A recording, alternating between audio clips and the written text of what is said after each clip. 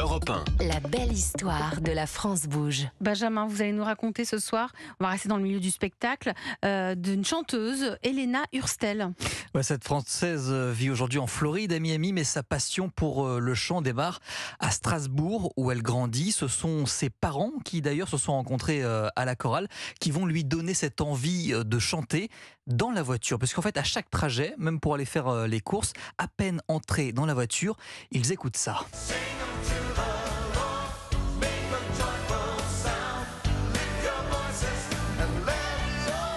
Ça, elle l'a écouté en boucle. Mal, hein. C'est Ron Kenoly, un célèbre chanteur de gospel. Alors Helena ne se souvient plus, mais c'est sa nounou qui lui a raconté qu'elle chantait avant même de savoir parler.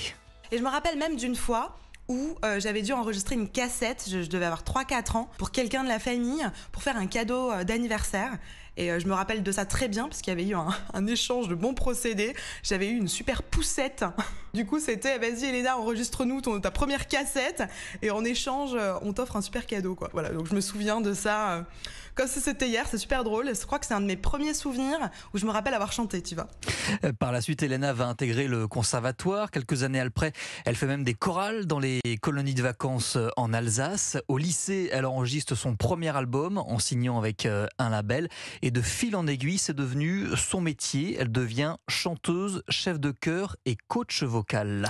Et c'est le Covid qui va bousculer son aventure musicale. Et ouais, du jour au lendemain, elle perd tous ses contrats. C'est donc durant les confinements qu'elle envisage l'idée de se lancer sur les réseaux sociaux.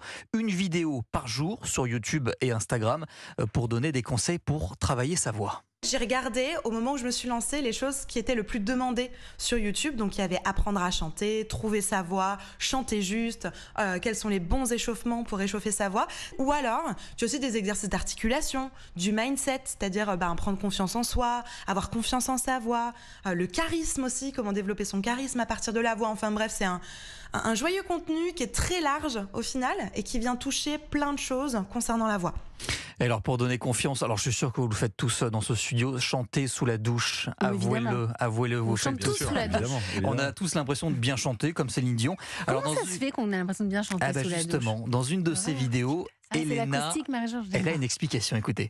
Première chose à prendre en compte, évidemment, c'est l'acoustique. La plupart du temps, on est dans du carrelage, on est dans un tout petit endroit, dans une espèce de petit cocon comme ça. Donc forcément, ça résonne. Tous les chanteurs vous le diront, ils veulent de la réverb. Qu'est-ce que c'est de la réverb? C'est une espèce d'écho qui va, arrondir la voix, masquer un petit peu les défauts.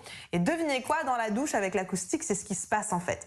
Voilà pour l'explication. Et elle vient justement de sortir un livre, Faites du bruit, aux éditions Alizio, avec plein de conseils pour travailler sa voix. Voilà, donc on va tous chanter avec Helena Hurstel. Merci pour la belle histoire, Benjamin Lévesque.